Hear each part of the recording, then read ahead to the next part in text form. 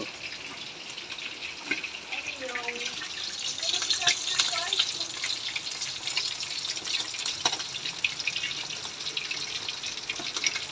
Daing type, tilapia, daing type para hindi mapapanis.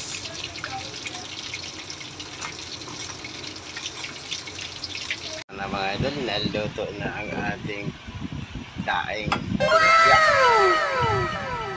Tilapiyang daing. Ito kasi walang sabaw o hindi ito mapapanis agad dahil mag-land trip lang tayo mga idol. Ito yung bawanin natin, 2 piraso. Dinain ko lang para pwedeng paghatiin itong kalahati. Pananghalian, panghapunan, pang-almusal, linggo ng umaga, tapos may pananghalian, 4 na kain, ulam. Okay na kayo mga idol. Tapos paggawa tayo ng sarili natin sausawan. Toyot suka. Dinidimplahan natin ng konting sugar. Okay na kayo mga idol. Shooting sige pa nga sa bantong na ito. Ito ang dito na lang babaw para alis mas pagkatang mataas.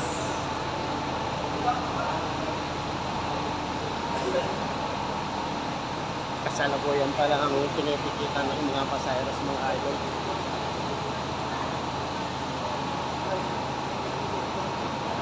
Sana naman maganda yung entrada ngayon na hindi tayo maagweriya. Kamayan din tayo ng ating Panginoon ng Pagpapalala.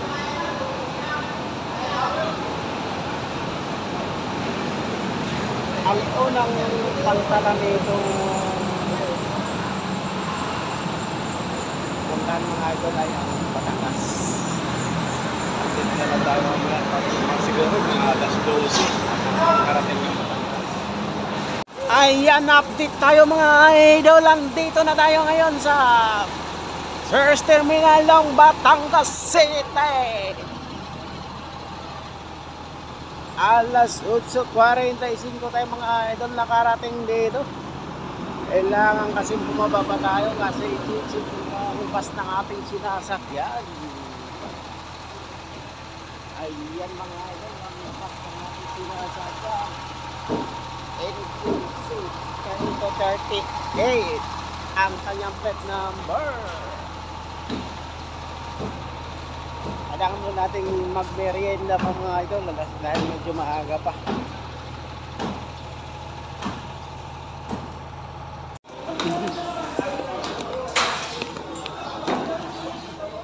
Ayan mga idol ang ating sinasakyang series bus liner. Galing ito ng Cubao mga idol, ang kanyang destination. Estancia Dumaguete, Bacolod. Diretso pa ito ng Cagayan de Oro mga idol at saka Jinsan, General Santos City. Ayan mga idol ang kanyang destination. Yung diretso, ang pinakadulo nitong terminal mga idol ay yung Jinsan, General Santos City. Yung karatola niya na nakalagay dyan mga idol, yun din yung karatola niya pabalik ng Maynila. Diyan din ang siya dadaan sa mga karatola nakalagay dyan.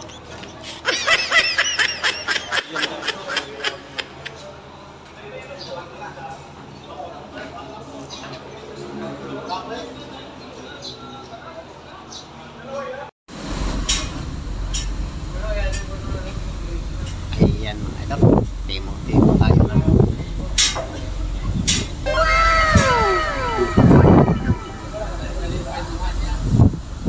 Batangas. Kaya tayo mga idol.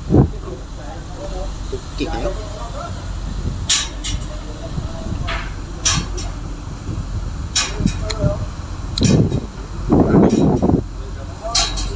Mainit-init pa.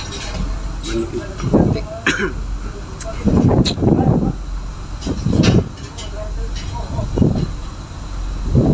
Okay, ito kami rin naman yun.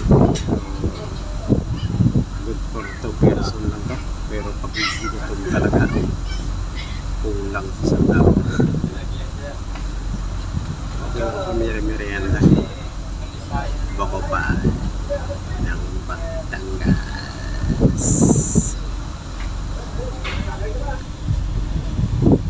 Sana hindi mapanis na matira. Abot at mga gabi. Kaya bukas ng umaga. Mapauli natin. Nakakabusog rin. Okay kayo ito naman.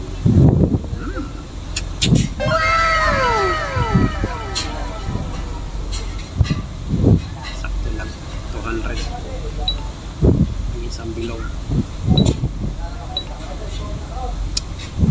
Okay na kayo ito.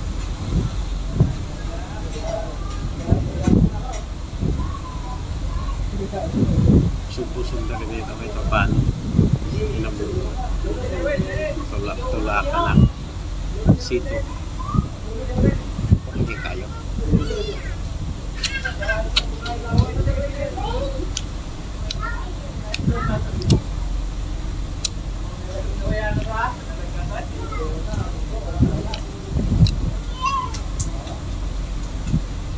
Ito lang muna natin almusal mga ito dahil maaga pa. Mamaya na siguro tayong tanghali ka tayo ng kanin o kaya mamayang gabi para bukas yung ating baon. Ayan mga idol, update tayo ngayon. Ang oras na ngayon, 1:20. Mukhang may stranded tayo dito ngayon sa pantalan ng Batangas mga idol. Dumating kami rito ng 11:35. Pero hanggang ngayon hindi pa kami nakaakyat ng barko.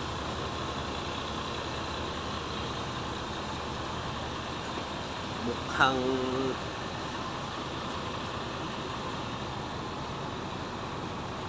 madidili ang ating biyahe. Hindi siguro pinahintulutan ng barkong maglayag dahil may palitang bagyo. Signal number 1. Kaya mag-antay-antay lang talaga muna tayo mga idol kung kailan tayo pahintulutan o kailan payagan ang ating sinasakyang bus na maglayag papunta sa ating destination. Alright, update tayo mga idol. Finally, naka-update na talaga tayo dito sa barko.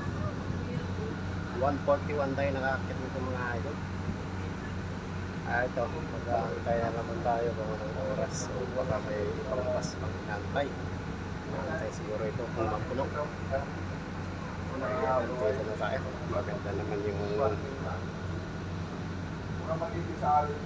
sitwasyon ng karagatan mga idol. Medyo tahimik. Tahimik talaga siya. Tahimik ang karagatan. Ayan, palagay ko nga nakikiramdam.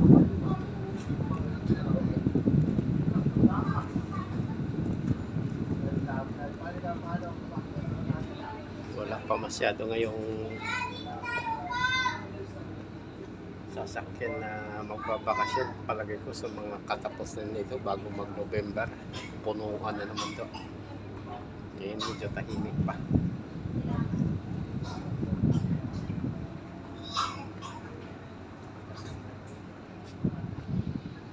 Ganda rin pala yung pantalan ng Batangas mga ito.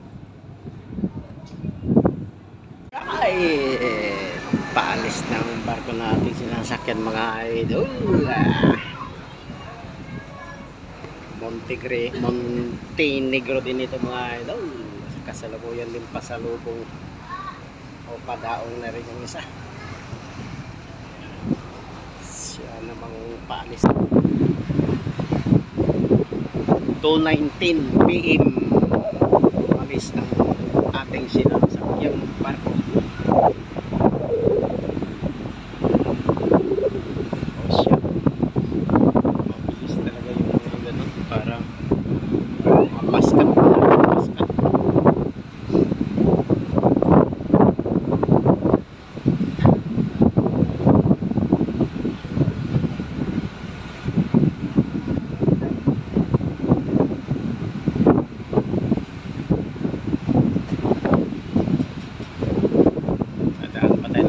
kita mga idol.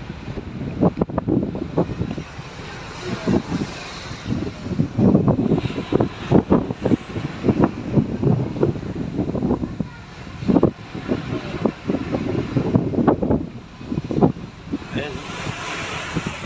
Bye-bye. Batangas.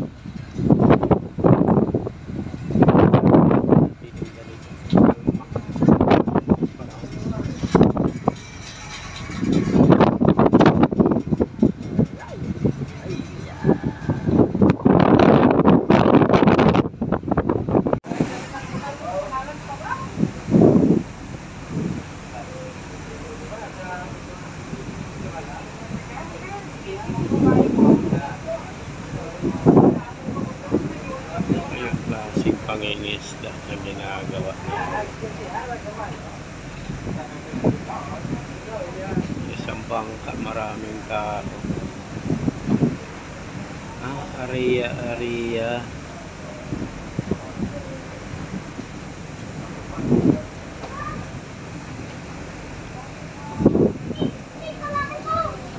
Nangangariya sila ng mga basak, no?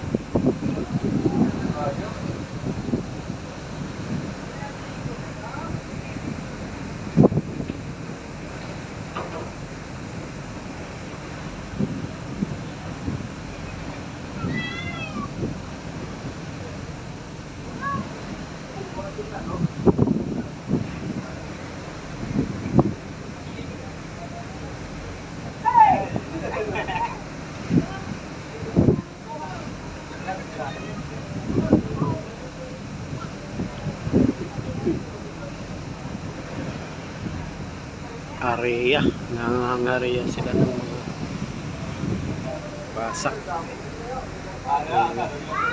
duot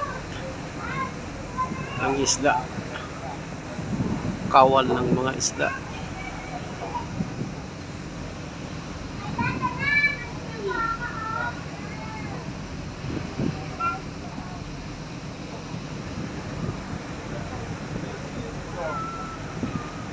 Papakita yung kawal ng isda kapag ganito kalantak ang dagat. Yan pala yung hanap buhay din nila dito. Kaya pala sa isang bangka maraming tao. Pangulong.